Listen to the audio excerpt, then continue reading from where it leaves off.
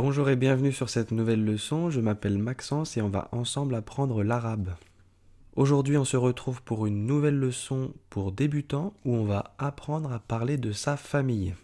Je vais prochainement commencer des nouvelles leçons d'un niveau légèrement supérieur, donc n'hésitez pas à vous abonner pour ne manquer aucune leçon. Donc comme d'habitude on va lire les phrases en arabe sans traduction, puis on lira avec traduction et enfin on verra chaque mot et sa signification en détail. Donc c'est parti pour la première lecture. هذا بيتي هذا أبي وهذه أمي أخي وأختي في الحديقة أنا أحب عائلتي. Deuxième lecture.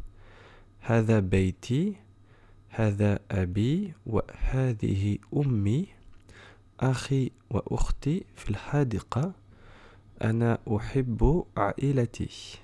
Voyons maintenant la traduction. هذا بيتي, voici ma maison. هذا أبي وهذه أمي, c'est mon père et c'est ma mère.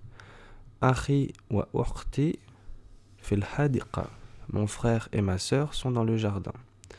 أنا أحب عائلتي, j'aime ma famille. Voyons maintenant chaque phrase en détail. La première phrase était هذا بيتي. هذا est un pronom démonstratif qu'on utilise pour désigner un masculin proche qu'on peut traduire par ce. Le deuxième mot, beiti, qui signifie ma maison. Beit tout seul signifie maison, et pour dire ma, on utilise la lettre ya en fin de mot, qui permet de former une voyelle longue avec le son i.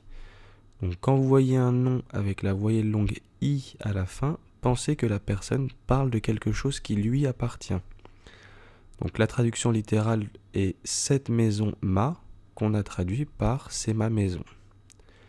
Si vous voulez dire c'est sa maison pour un homme, vous pouvez dire هذا بيته.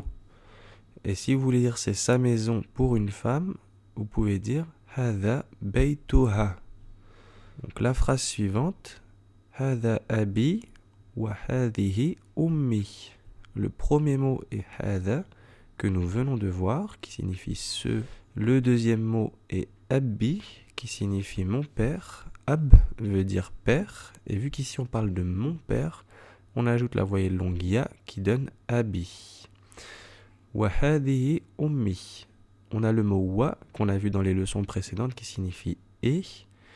Hadihi est le pronom démonstratif féminin et peut donc être traduit par ce ou cette dans ce cas-là.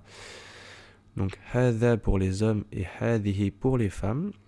Veut dire mère, donc ummi veut dire ma mère, parce qu'on a de nouveau la voyelle longue avec la lettre ya à la fin, qui est le pronom possessif.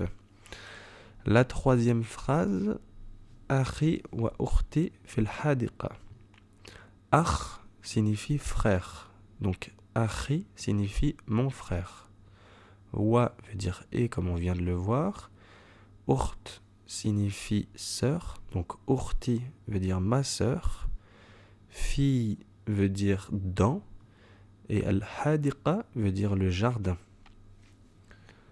Dernière phrase, ana uhibbu ailati. Ana veut dire moi ou je. Uhibbu est un verbe qui signifie aimer, et ailati veut dire ma famille. Aïla, ici, vous l'aurez compris, veut dire famille. Donc si vous souhaitez par exemple dire je t'aime, vous direz Ana uhibbuka à un homme et Ana uhibbuki à une femme.